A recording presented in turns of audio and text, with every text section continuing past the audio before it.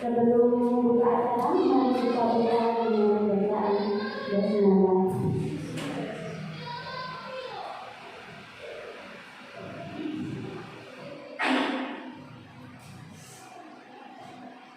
Apa itu budaya positif? Hal pertama yang harus kita pahami adalah apa itu budaya positif. Bapak, Ibu, bisa angkat tangan?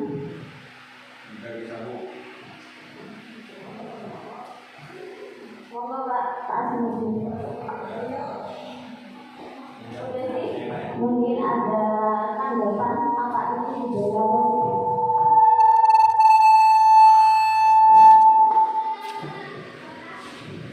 Mungkin ada tanggapan budaya.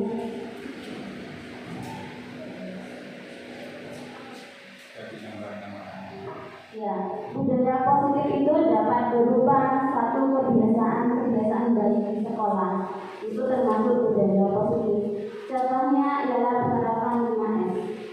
Salam, senyum, sapa, sopan, dan santun.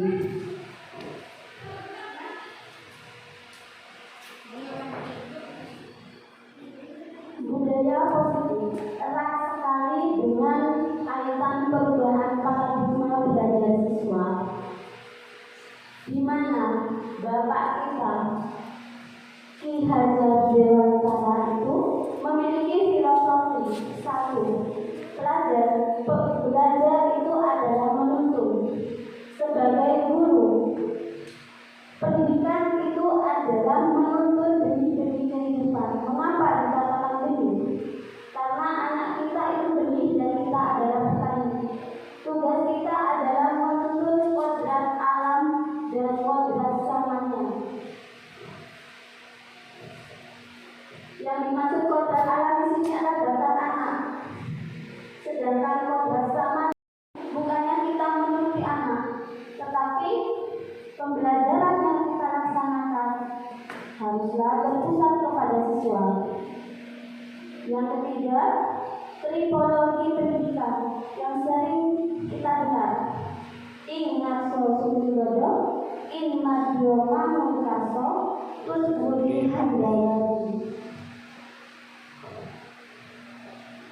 Dari pemikiran Ki Hajar Dewantara ini dapat teraktualisasi dalam nilai-nilai dan peran sebagai ibu pembeda, sehingga dapat langsung menerapkan budaya positif di sekolah dengan menerapkan disiplin positif.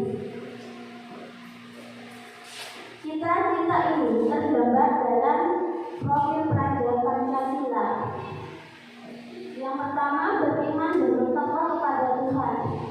Ini kan sudah nilai keagamaan, kebinekaan global. Di sini nilai-nilai persatuan dan kesatuan. Selain itu juga kita harus melek teknologi. Gotong royong, yang dimaksud ini bukan cuma kerja bakti, tetapi kerjasama dalam proses pembelajaran, kreatif, bernalar kritis, dan mandiri. Selanjutnya,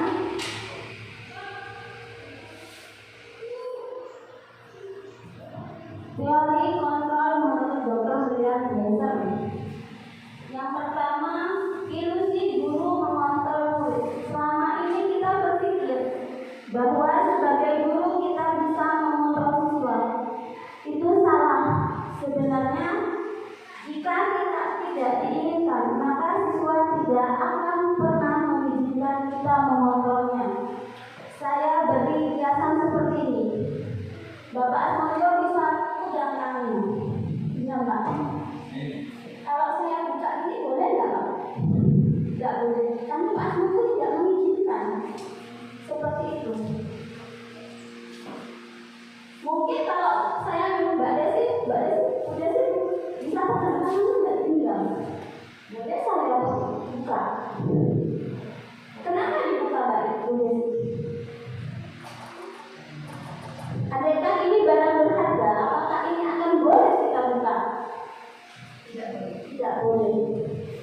Tapi boleh saya bilang, ketika saya punya barang berharga, saya buka, saya kasih, itu boleh tidak? Boleh. Jika ini ada ilmu pengetahuan, jika ini akan berfaedah, maka akan saya buka tangan saya.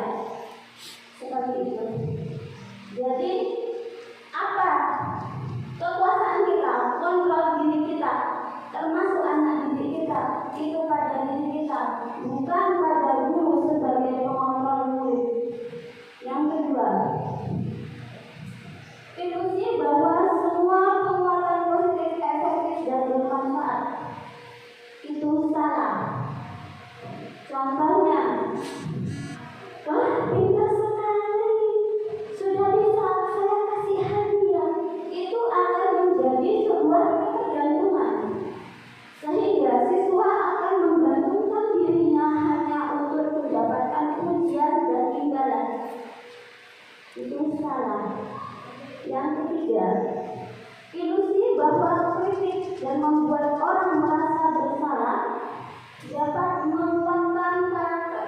Ini salah. Contohnya Bapak, kamu tidak bisa, kamu salah, kamu malas. Ini hanya akan membuat anak itu rendah diri, sehingga pada akhirnya anak tidak memiliki kemauan atau leader. Yang terakhir, ilusi bahwa orang dewasa benar. Untuk kelas 1 mungkin seperti itu. Kadang mereka disuruh menulis tidak mau. Coba diajari untuk menyanyi sambil menulis. Mereka akan melaksanakan. Melalui choice theory oleh Dr. William Glasser, saya memahami bahwa budaya positif bermula dari menuntut, memberikan siswa kebebasan untuk mengembangkan kebiasaan yang baik. Karena di saat siswa tergerak, maka dengan senang hati melakukan setiap kegiatan tanpa perlu diingatkan. Jadi, Bapak Ibu, sesuatu yang bermulai dari diri anak kita itu tanpa perlu diingatkan akan mereka laksanakan. Selama ini yang kita laksanakan adalah memotivasi mereka dari luar. Jadi terkadang anak-anak motivasinya adalah penghargaan, hukuman, menjauhi hukuman, dan ingin dipuji. Betul? Betul. Makna kata disiplin. Disiplin dengan kata lain seseorang memiliki disiplin diri. Berarti mereka bisa bertanggung jawab terhadap apa yang dilakukan karena mereka mendasarkan tindakan mereka pada nilai-nilai kebajikan universal. Apa nilai kebajikan universal? Tadi itu, profil pelajar Pancasila. Sebagai pendidik, tujuan kita adalah menciptakan anak-anak yang memiliki disiplin diri sehingga mereka bisa berperilaku dan mengacu pada nilai-nilai kebajikan universal dan memiliki motivasi intrinsik bukan ekstrinsik.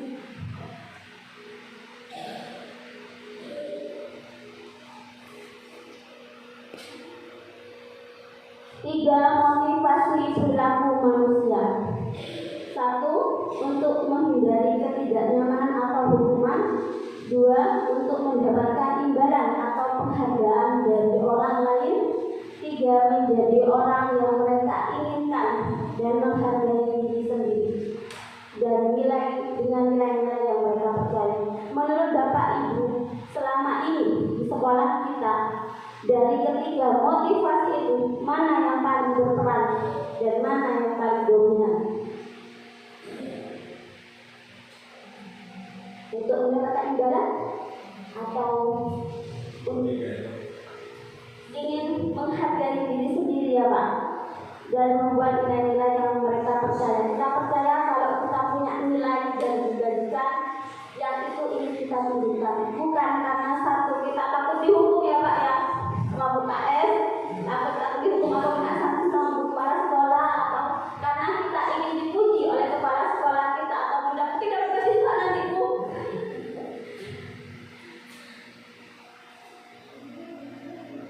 Dihukum oleh penghargaan. Ini mengapa saya bilang penghargaan itu salah.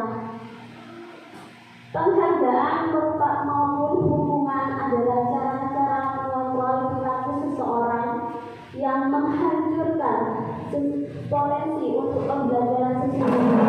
Menurut Kohn, secara ideal tindakan belajar itu sendiri adalah penghargaan sesungguhnya. Jadi gini, ketika seorang anak itu belajar, kita hukum, dia akan minder dan terkucil dari kelompoknya, itu akan terjadi.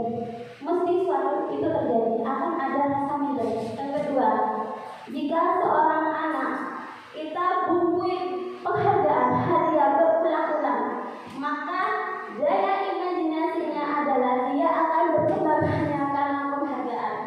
Ketika penghargaan itu tidak ada, maka daya imajinasinya juga akan hilang.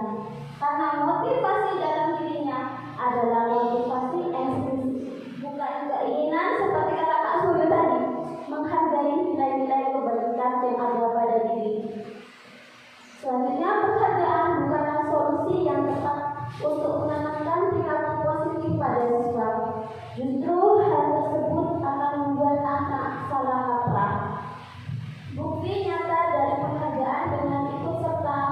dan kebahagiaan anak saat mencapai perubahan positif.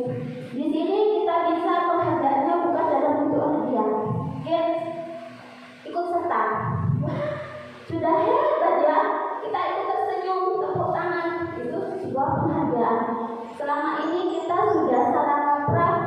Ayo, kamu kalau jadi juara satu nanti dapat hadiah ini. Sehingga pemikiran anak-anak hanya pada standar juara satu. Sedangkan pengembangan diri pada anak bukan hanya di lingkup itu saja. Bukan daya kreatif satu saja, tapi bisa 2, 3, atau 4.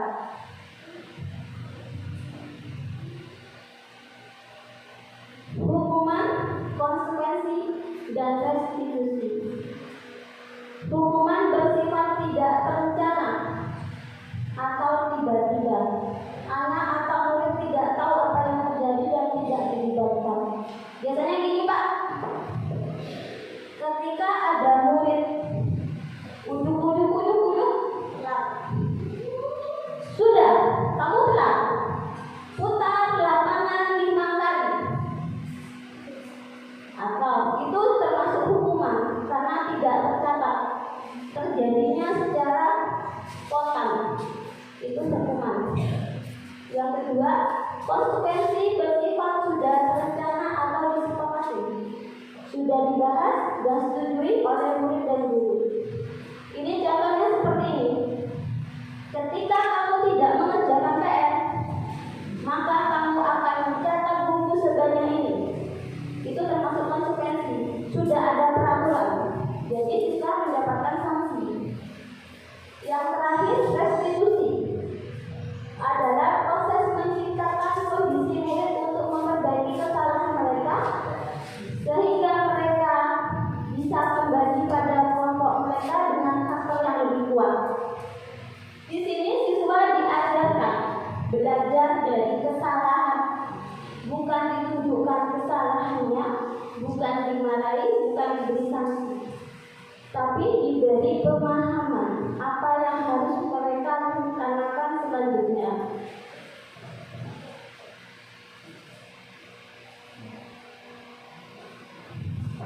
Restitusi sebuah pendekatan untuk menciptakan disiplin positif. Restitusi juga adalah proses kolaboratif yang mengajarkan murid untuk mencari solusi masalah dan membantu murid berpikir tentang orang seperti apa yang mereka inginkan dan mereka harus memperlakukan orang lain seperti apa. Jadi kalau restitusi ini Pak, Ibu, itu sistemnya kita tidak menghukum, tapi kita meminta anak belajar dari kesalahannya agar anak senantiasa itu mengetahui salah saya di mana, apa yang saya langgar dan apa yang harus saya perbaiki. Sehingga anak-anak ini seringkali kalau kita beri sanksi mereka akan dibutuhkan temannya. Diakui atau tidak mesti ternyata kamu dihukum ya, kasihan nggak usah ditekani, itu nakal. Mesti seperti itu. Mereka akan terpukul. Sedangkan untuk restitusi ini tidak terjadi karena mereka akan kembali lagi kepada kelompok mereka, bukan terasingkan. Melalui restitusi, seorang guru tidak menghakimi kesalahan anak, tapi lebih memberikan pencerahan untuk belajar dari kesalahannya, sehingga anak tidak mendapatkan bullying dari kelompoknya, namun sebaliknya meningkatkan rasa percaya diri untuk kembali bergabung dengannya, seperti yang saya katakan tadi ya.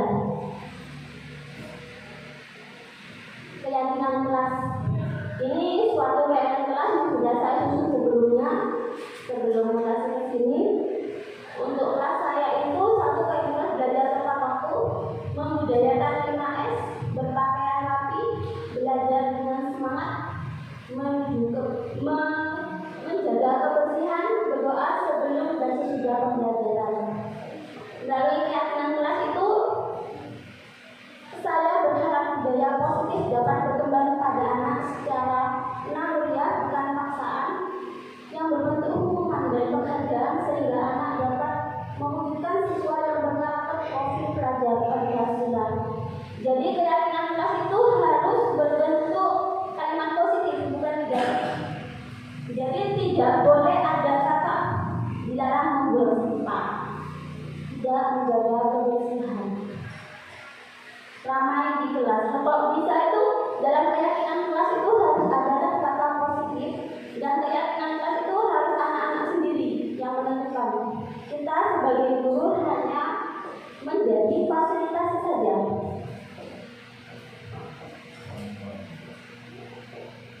Untuk kedepannya keyakinan kelas ini nanti kita akan usahakan untuk tiap kelas kita buat bersama. 5 kebutuhan dasar manusia menurut Dr. William Glasser dalam teori teori. Yang pertama, bertahan hidup, makan, minum, tempat tinggal. Yang kedua, kasih sayang dan rasa diterima. Seringkali kita lupa bahwa anak kita membutuhkan kasih sayang dan rasa diterima. Yang ketiga, kebebasan. Kebebasan berpendapat, kebebasan untuk melakukan kegiatan yang mereka sukai. Keempat, kesenangan. Di sini bisa bentuk hiburan, rekreasi. Yang terakhir, penguasaan terhadap diri. Perilaku buruk merupakan respon dari tidak terpenuhi kebutuhan dasar manusia. Contohnya, ketika anak lapar, pasti anak itu akan lemes, tidak mengikuti pembelajaran. Atau ketika anak kekurangan kasih sayang, misal bilang dia akan melakukan sebuah sikap yang mungkin logiknya nakal, sebenarnya itu untuk mencuri perhatian. Atau kebebasan, ketika anak itu tidak diberikan kebebasan untuk berpendapat, maka anak itu akan bersikap seperti apa? Dia akan diam, terpuruk dirinya, atau akan menjadi keras kepala. Setiap kebutuhan memiliki peranan dan akibat saat tidak dipenuhi. 5 kebutuhan dasar dibutuhkan oleh semua orang, tak terkecuali seorang pendidik. Seorang pendidik harus mampu mengidentifikasi kebutuhannya sehingga melakukan perubahan perilaku positif yang dimulai dengan mencari solusi untuk memenuhi kebutuhan tersebut dengan cara yang positif. Jadi bukan hanya anak-anak Bapak Ibu, kita juga punya kebutuhan dasar. Kebutuhan bertahan hidup kita butuh, kasih sayang kita butuh, kebutuhan kebebasan kita juga butuh. Kita harus punya kebebasan untuk menyuarakan pendapat, kebebasan untuk berserikat, banyak hanya kebebasan sedangnya. Yang kesenangan tidak cuma kerja terus, butuh hiburan, benar Pak Mulyo? Terus sampai penguasaan atau kekuasaan. Ya, benar. Pasti kalau tidak punya hiburan kita itu nanti jadinya stres. Tidak asik katanya itu.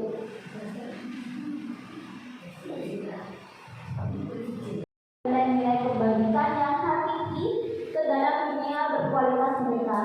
Bila guru dapat membangun interaksi yang memberdayakan dan memerdekakan murid, maka murid akan meletakkan dunia sendiri sebagai hidup yang positif dalam dunia berkualitas karena mereka menghargai nilai-nilai kebaikan. Nilai-nilai kebaikan ini tadi seperti topik pelajaran presiden sudah saya jelaskan. Jadi tidak hanya kita sebagai seorang guru yang menginginkan dunia yang berkualitas, tapi anak-anak juga. Mereka menginginkan diri mereka berkembang sesuai dengan kodrat alam dan kodrat zamannya.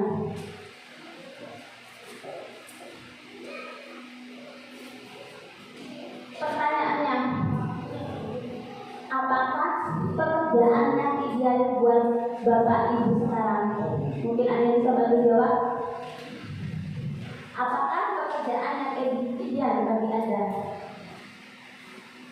Di sekolah. Boleh? Apa di sekolah?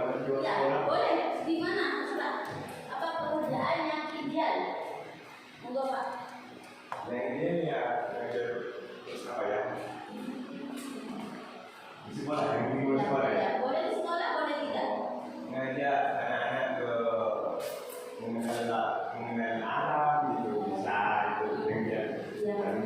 Menurut Pak Hafid adalah sebagai guru. bagian perjalanan hidup Anda di mana Anda merasa itulah titik puncak hidup Anda, Pak Fit? Pernah merasa titik puncak hidup tidak, Pak Fit? Tidak pernah. Tidak merasa puas.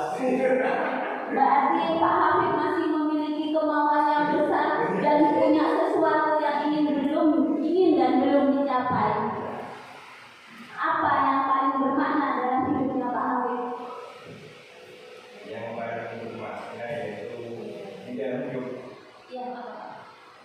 Di lingkungan sekolah atau di lingkungan sendiri. Terus hatinya Pak Hafid yang paling bermakna itu apa? Ya keluarga. Keluarga. Setuju Bu, keluarga yang paling bermakna? Bisa keluarga, kita bisa mendampingi anak-anak yang di sekolah, kita punya ilmu, semoga ilmu kita bermanfaat. Ya. Saya Bermakna. Iya. Jadi versi setiap orang itu berbeda. Itulah saya bilang bahwa ideal hidup yang ideal setiap orang itu berbeda. Kita memiliki nilai-nilai kebaikan sendiri untuk kita dominankan.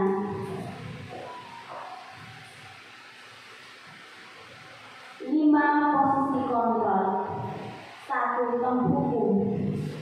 Penghukum ini ialah menggunakan hukuman fisik maupun verbal, mengatakan bahwa sekolah memerlukan sistem atau alat yang dapat lebih menekan murid-murid lebih dalam lagi. Di sini Bapak kita sebagai pengontrol atau penghukum, kita terlalu takut pada hukuman. Seringkali kita memberikan hukuman verbal atau fisik. Mungkin kalau fisik jarang, kalau ibu-ibu biasanya verbal. Kamu itu tidak mengerjakan tugas. Bagaimana kamu tidak mengerjakan tugas? Ini harus sudah selesai. Kamu sekarang dihukum seperti ini. Itu seringkali. Yang kedua, membuat merasa bersalah. Guru akan bersuara lebih lembut. Membuat rasa bersalah akan menggunakan keheningan yang membuat orang lain merasa tidak nyaman, bersalah atau rendah diri. Ini contohnya seperti ini Bu. Mungkin ada murid kita nakal, terus kita seperti ini. Dulu nak, kamu tidak kasihan ya sama ibu bapakmu yang kerja cari uang. Terus kamu di sekolah tidak belajar dengan rajin.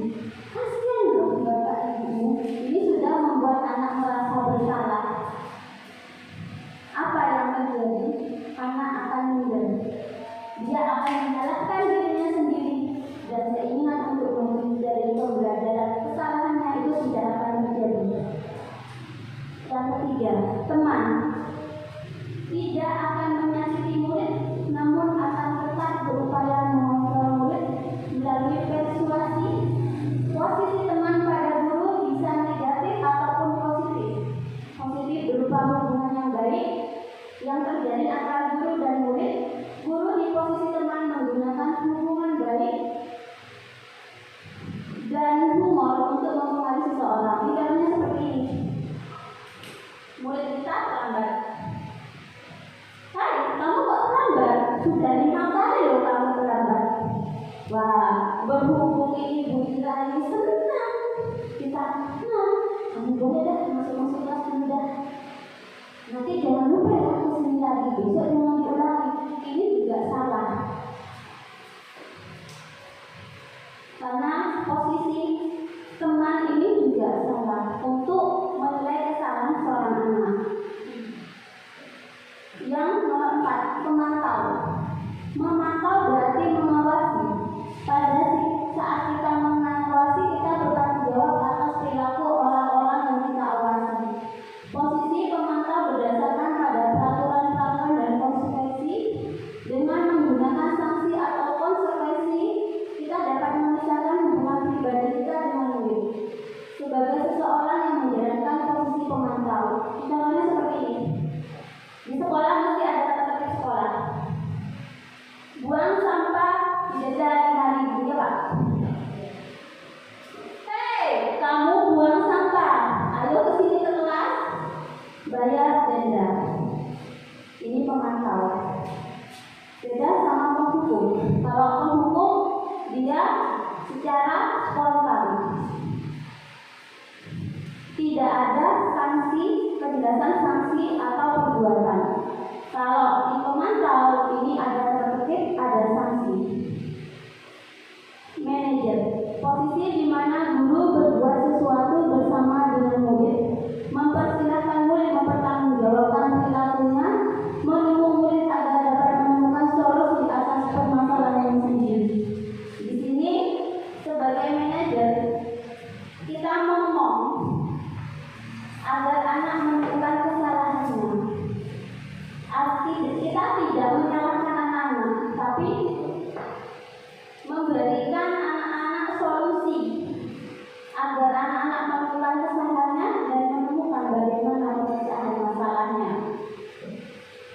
Bagaimana sistemnya?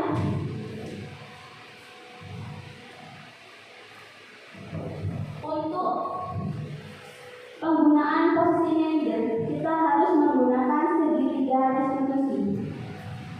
Segitiga restitusi adalah suatu proses dialog yang dijalankan oleh seorang guru atau orang tua agar menghasilkan murid yang mandiri dan bertanggung jawab.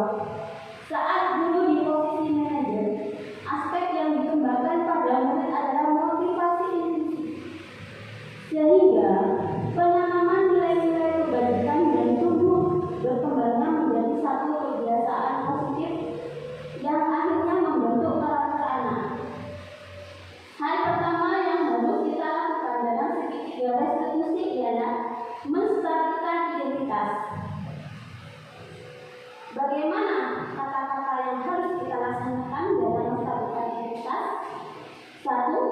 Setiap orang pasti pernah melakukan kesalahan. 2.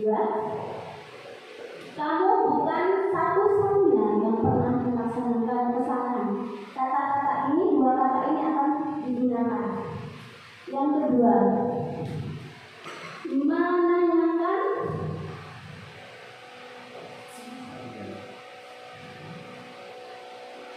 tentang validasi kebutuhan. Kamu tentu punya alasan mengapa kamu melakukan itu. Di bagian ini kita akan menanyakan kepada anak alasan dia melakukan kesalahan itu apa.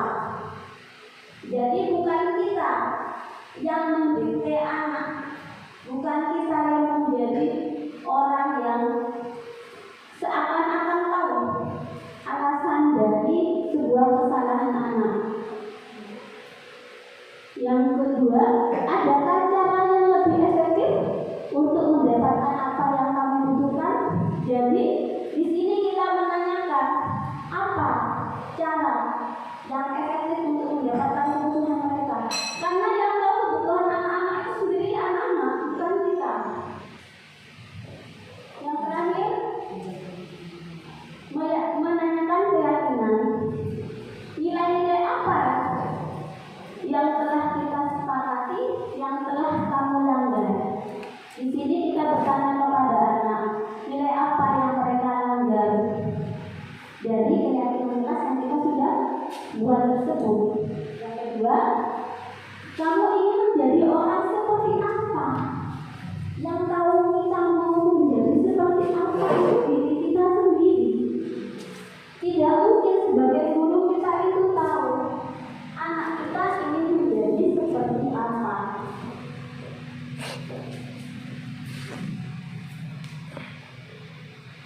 Ini salah satu penerapan segitiga restitusi yang telah saya jalankan. Nanti saya putar, mungkin bisa menjadi kita saat ini kita komunikasi diskusi bersama.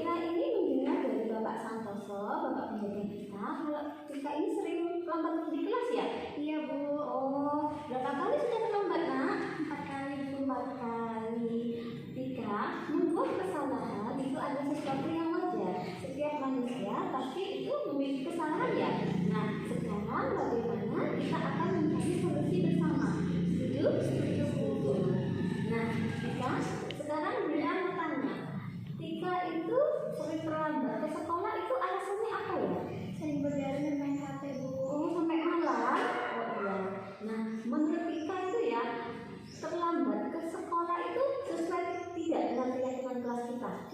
Tidak. Keyakinan kelas mana yang sudah kita langgar? Disiplin di kelas dulu. Iya.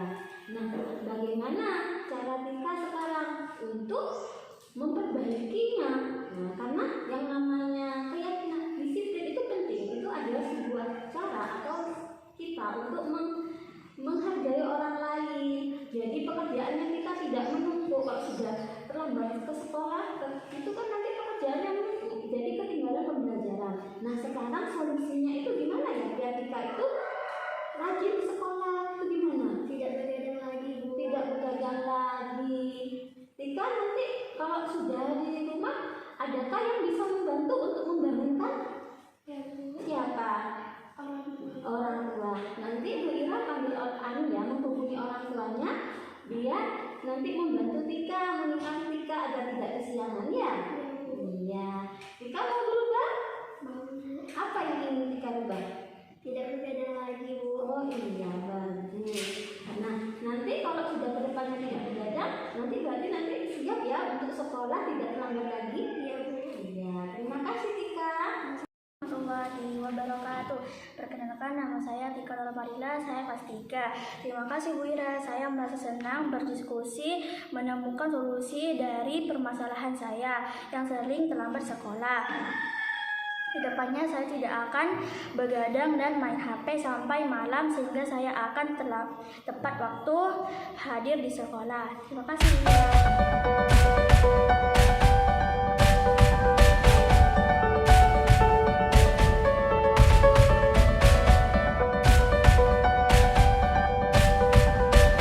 Iqbal tahu kenapa dipanggil Bira hari ini? Kenapa Iqbal? Tidak memakai astu. Iya, seragam yang digunakan Iqbal tidak lengkap ya. Nah, Iqbal tidak menggunakan seragam dengan lengkap itu adalah sebuah kesalahan ya nak ya. Nah, memang benar setiap orang itu tidak sempurna dan pasti bisa melakukan kesalahan. Nah, sekarang kita akan mencari solusinya bersama. Siap Iqbal? Siap. Nah, sekarang Bu Ira mau tanya, kenapa sih Iqbal tidak menggunakan pakaian dengan lengkap? Misalnya asduknya, ayo. Lupa. Memang kalau ke sekolah itu tidak dipersiapkan sebelum malam, itu tidak dipersiapkan sendiri ya sebenarnya. Tidak. Biasanya terus itu sikap seperti ini apa sesuai dengan keyakinan kelas kita? Tidak. Keyakinan kelas mana yang sudah dilanggar oleh Iqbal? Tidak disiplin. Tidak disiplin. Nah, kalau kita tidak disiplin, yang terjadi adalah kita itu akan tidak menghargai diri kita dan orang lain seperti itu. Nah, menurut Iqbal, apa yang harus dilakukan Iqbal itu agar bisa disiplin? Menyiapkan seragam. Iya. Kapan disiapkan nak? Pagi-pagi atau sebelum tidur disiapkan dulu itu boleh. Terus Bu Ira mau tanya, biasanya ada yang bantu Iqbal tidak di rumah? Ada, Bu. Siapa? Orang tua. Orang tua. Nanti Bu Ira menghubungi orang tuanya ya, biar mengingatkan Iqbal kalau nanti seragamnya biar rapi ya nak ya. Iya. Kedepannya Iqbal ingin menjadi anak seperti apa sih? Disiplin, bagus. Nah Iqbal, terima kasih. Semoga Iqbal menjadi anak yang disiplin. Nanti Bu Ira hubungi orang tuanya ya nak ya. Kembali ke kelas ya. Assalamualaikum warahmatullahi wabarakatuh. Terima kasih Bu Ira. Saya merasa senang berdiskusi dengan Ibu Ira tentang masalah saya yang sering memakai seragam tidak lengkap. Kedepannya saya akan lebih disiplin dan meminta bantuan orang tua untuk mengingatkannya. Assalamualaikum warahmatullahi wabarakatuh.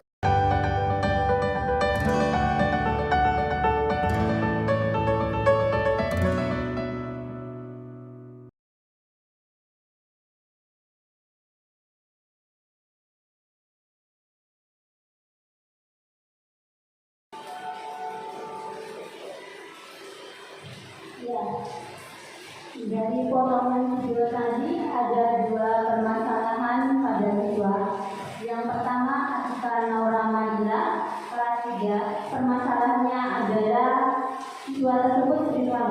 sekolah, sehingga seringkali ketertinggalan mata pelajaran. Yang kedua, Muhammad Iqbal Sayyuri, siswa kelas 2, di mana siswa ini seringkali tidak mengenakan pakaian yang lengkap, juga sering terjadi kepada anak-anak yang lain. Nah, posisi kontrol yang saya pegang tadi sebagai apa Ibu? Coba. Sebagai penghukum? Konseling?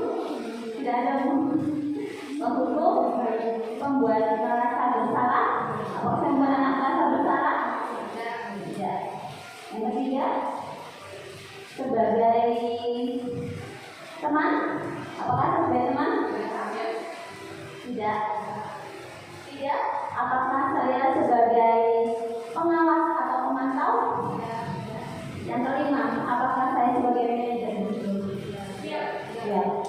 Apakah dari 3 tahapan restitusi, dari validasi tindakan, validasi kebutuhan, menanyakan keyakinan sudah saya laksanakan? Sudah. Dari kata-kata validasi tindakan atau validasi tindakan pada anak, saya mengatakan bahwa setiap anak, setiap orang memiliki kesalahan dan tidak luput dari kesalahan. Ini bukan membenarkan kesalahan kepada anak, tapi kita memberikan support system kepada anak bahwa setiap kesalahan itu adalah wajar. Dan saya mengakhirinya dengan kata, bagaimana kamu akan melakukan perbaikan? Jika itu salah, apa itu salah? Terus apa yang menjadi alasanmu? Ya kan? Dan apa penyebabnya? Yang ketiga, tentang keyakinan, saya akan nyatakan mana keyakinan apa yang telah kamu langgar. Dari kedua anak tersebut sama-sama dinilai keyakinan disiplin. Yang berbeda adalah dampaknya. Yang pertama berdampak kepada materi pembelajarannya sehingga dia sering terlambat materi atau ketinggalan materi. Yang kedua ini pada nilai kerakuan anak tersebut. Terus saya menanyakan kepada anak, apakah yang mereka akan laksanakan untuk merubah hal tersebut? Sebenarnya bisa kita sebagai seorang guru itu menjadi orang yang sok tahu. Kamu itu makanya kalau sekolah itu pagi-pagi harus disiapkan dulu. Tapi apakah mereka akan memahami kesalahannya? Apakah mereka akan belajar? Tidak. Saya meminta anak-anak menemukan solusinya sendiri dari permasalahannya sehingga mereka menemukan. Yang pertama, Atika menemukan permasalahan dia kan gara-gara main HP sampai malam, sampai seperti itu, sampai telat. Berarti dia akan memulai untuk main HP agar tidak terganggu. Dan di situ dia berkata bahwa apa yang ingin kamu buat, kamu ingin jadi anak seperti saya akan disiplin dan tidak lagi sekolah lagi. Bagaimana caranya? Saya yang meminta mereka mencari solusinya, bukan kita. Tapi mereka mencari solusi sendiri. Saya tidak akan main HP. Saya nanti minta tolong ibu saya untuk dibangunkan. Jadi mereka menemukan sendiri solusinya. Bukan kita yang menemukan solusinya, tapi mereka. Termasuk Ananda Iqbal. Dia juga mengetahui ini kesalahan saya. Tidak pakai baju. Saya kelupaan. Seringkali ini terjadi pada anak didik kita. Yang lupa pakai aduk, yang lupa pakai kadang putih jadi hitam, yang lupa kadang sepatu yang hitam jadi putih. Itu sering terjadi. Malah sering terjadi kadang waktunya olahraga atau olahraga, Bu. Nah, di sini Ananda Iqbal juga menemukan bahwa sebelum berangkat sekolah atau sebelum tidur harus menyiapkan seragamnya dan dibantu oleh orang tuanya. Terima kasih. Sekian dari saya. Semoga kegiatan diseminasi aksi nyata modul 1.4 dari saya dapat memberikan manfaat dan dapat kita tindak lanjuti ke depannya. Mungkin untuk pelaksanaan